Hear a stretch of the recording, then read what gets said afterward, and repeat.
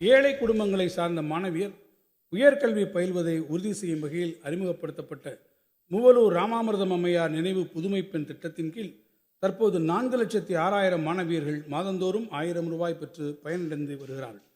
இத்திட்டம் அறிமுகப்படுத்தப்பட்டதற்கு பின் உயர்கல்வியில் சேரும் மாணவியர்களின் எண்ணிக்கை சென்ற கல்வியாண்டில் 19% அதிகரித்து கூடுதலாக 40,276 மாணவியர் கல்லூரிகளில் சேர்ந்துள்ளனர் என்பதை பெருமையுடன் இந்த மாமன்றத்திற்கு தெரிவித்துக் கொள்கிறேன். வரும் நிதியாண்டில் இத்திட்டத்தினை செயல்படுத்திட 420 கோடி ரூபாய் நிதி ஒதுக்கப்பட்டுள்ளது. 36 ஆண்டுகளுக்கு முன்னர் முத்தமிழறிஞர் கலைஞர் அவர்களால் தருமபுரி மாவட்டத்தில் தொலைநோக்குடன் விதைக்கப்பட்ட சுய உதவிக்குழு திட்டம் இன்று நாடெங்கிலும் கோடிக்கணக்கான மகளிரின் வாழ்வை மேம்படுத்திடும் இயக்கமாக உருவெடுத்துள்ளது.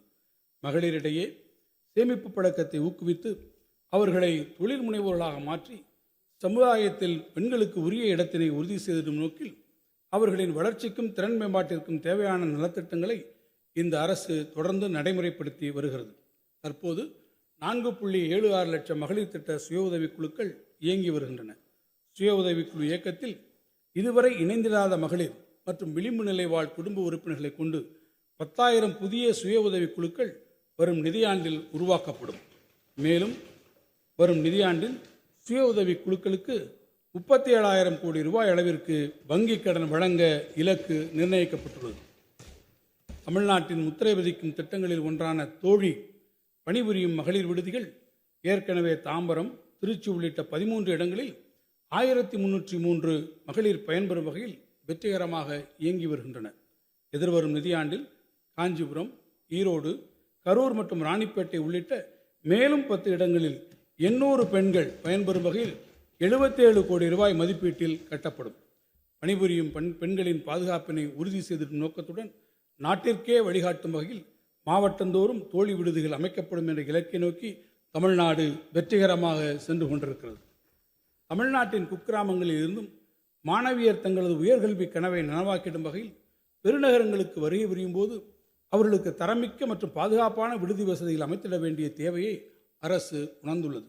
எனவே எதிர்வரும் நிதியாண்டில் சென்னை, கோவை மற்றும் மதுரை ஆகிய மாநகரங்களில் தலா 1000 மாணவியர் தங்கும் வகையில் அனைத்து நவீன வசதிகளுடன் மொத்தம் 275 கோடி ரூபாய் மதிப்பீட்டில் 3 மாணவியர் விடுதிகள் அமைக்கப்படும். தமிழ்நாடு பணிபுரியும் மகளிர் விடுதிகள் நிறுவனத்தால் பராமரிக்கப்பட இருக்கும் இவ்விடுதிகளின் சேர்க்கையில் பொருளாதாரத்தில் பின்தங்கிய பிற்படுத்தப்பட்டோர், மிகவும் பிற்படுத்தப்பட்டோர், ஆதி திராவிடர், பழங்குடியினர் மற்றும் சிறுபான்மையின மாணவர்களுக்கு உரிய முன்னுரிமை வழங்கப்படும். 3ஆம் பாலினத்தவரின் நல்வாழ்விற்கென நாட்டிற்கே முன்னோடியாக பல்வேறு புதுமையான திட்டங்கள் தமிழ்நாட்டில் நடைமுறைப்படுத்தப்பட்டு வருகின்றன.